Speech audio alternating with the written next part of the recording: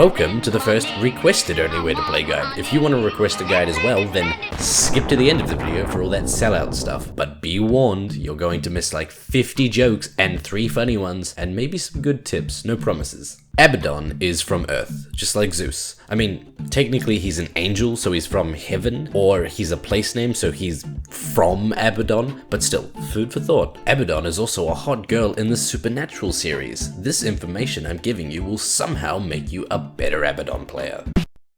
Quick, name every hero that has a spell that stuns, silences, slows, disarms, or in any way debuffs an enemy. Did you do it? I'm going to assume not, but if you did, you've just named every hero Abaddon is good against. And if you did, you listed about 108 heroes. So now we're going to peruse our patent pending power pyramid, oh god, I need a pop filter, to find how some heroes Abaddon counters counter him back. The top rung is reserved for Outward Devourer, Shadow Demon, Ancient Apparition, and for the first time, rather than a hero, Yules. Abaddon is nearly completely crippled by banishing him, and that's what all of his tier 1 counters do. OD is the biggest problem because his lasts 4 seconds and none of his spells can be broken by a Aphotic Shield. Normally, this would be the bit where I give advice on how to play against this, but I just don't know.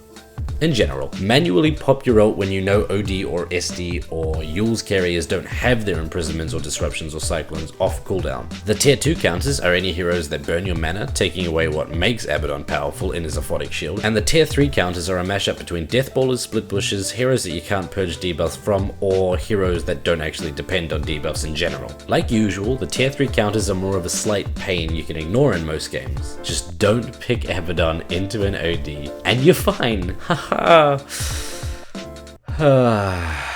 Before we move on, Abaddon, especially the way we play him, is extremely fun to play as a hard counter to Silencers, Pudges, Banes, Batriders. We'll talk about why in a minute.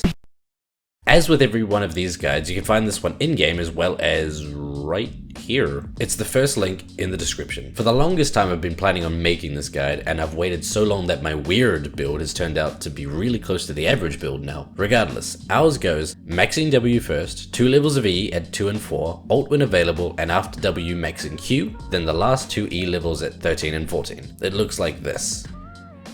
Abaddon is a Aphotic Shield. That's why he's good. That's why he's played. Abaddon without a Aphotic Shield is like Pudge without Hook or an Astronaut without a Drumstick. It's just not natural. The 2 levels of Curse of Avernus are specifically for the laning phase, and that usually ends for Abaddon by level 7. If it doesn't, keep leveling Curse. Now let's talk about the more advanced stuff. Mist Coil's self-damage counts for Aphotic Shield's threshold. You can deal 450 damage in one go by popping your shield with Mist Coil being cast on an enemy within 675 range. Mist Coil can be used to deny yourself as well. It's pure damage, so as long as you're below 150, it'll work. Aphotic Shield dispels hard disables. Your teammate get hit by a 5-second Marana arrow, shield him and watch him skip away, blissfully unaware that anything happened to walk into a Pudge Hook or something.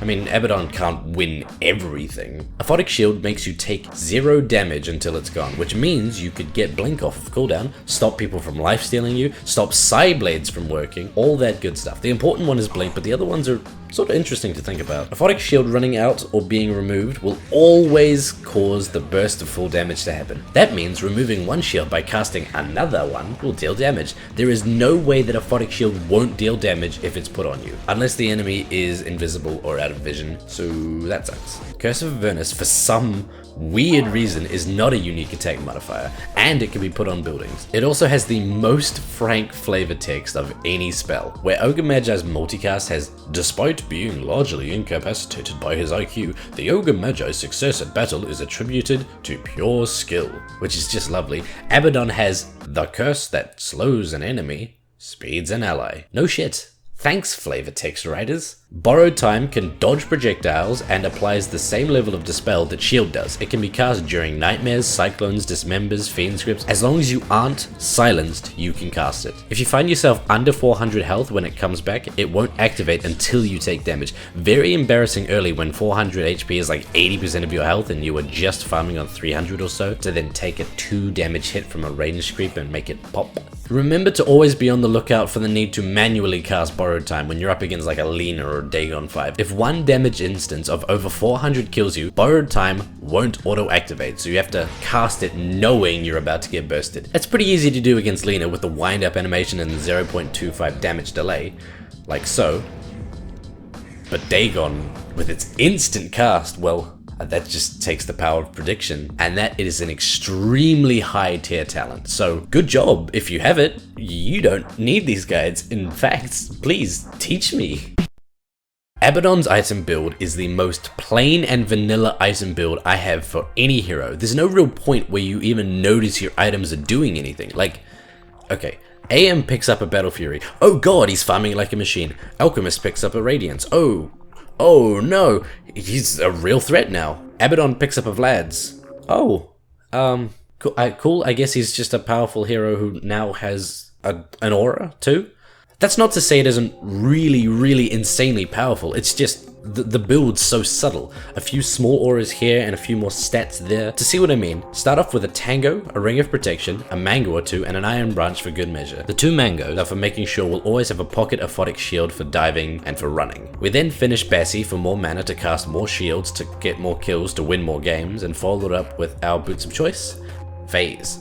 Then we get Vlad's with either Headdress or Morbid Mask first, whatever you like, and follow that up with Drums. See what I mean? There's no real point where Abaddon goes, now I'm a threat. He pretty much starts off terrifying and you just buy items to keep him in the state of being in all these team fights, just being the biggest dick to play against. That rings true with our first core item too, which is Aghanim Scepter. Ags gives us a 7-second ult duration and reduces the damage dealt to any ally near you by 50%.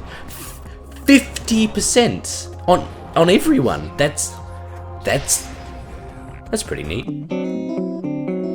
But there's no fireworks that go off or any particles that happen during any of this, and so to the untrained eye, nothing really crazy is even happening, but we know. I'd like to take a moment to offer the only other way to play Abaddon, and this is the defensive, oh shit, I have to save my allies, Aphotic Shield focused build. Aphotic Shield has a really short cast range. If your positioning's off, you could end up walking into Chronos and such when you're trying to save your allies from them. So when the mood is right, swap out Phase Boots and pick up Arcane Boots to disassemble into Ether Lens with a 4-star follow-up to make sure you're always able to be your allies' saving grace. It's a good build for when you're behind too. No point building 1,000 auras and then dying first in the fights.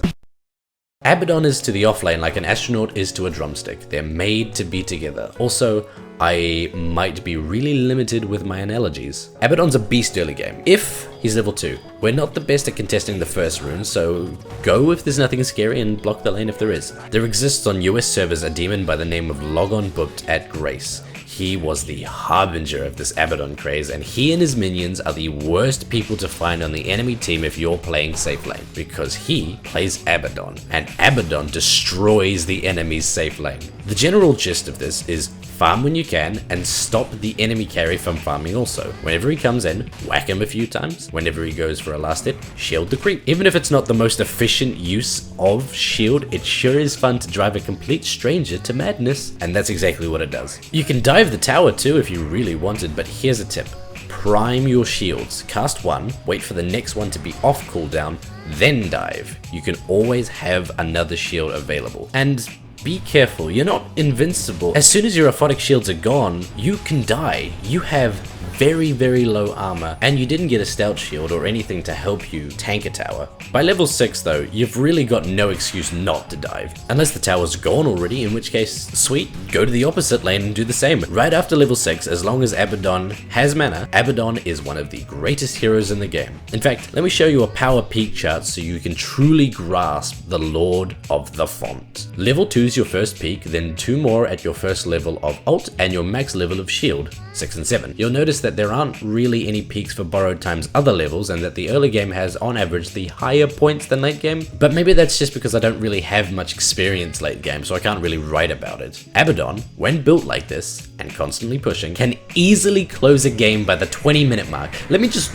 remind you, in my Medusa guide, I said if you have your Skadi by 20 minutes, that's really good, and you can start being useful on the map. The enemy team have a Spectre, an AM, any late game carry who was awful early, pick Abaddon, and you win. Before you win though. Abaddon is one of those heroes that makes diving fountains a lot of fun. It's also a surefire way of getting every single enemy hero in fountain to stun you immediately, and you've already popped your ult for the dive, so how do you get out of this one? Let me read to hit on the script here. Oh, ha, turns out you don't. You die. The enemy, Sven, gets the last hit on you. Your allies also die because there's no one to tank the tower.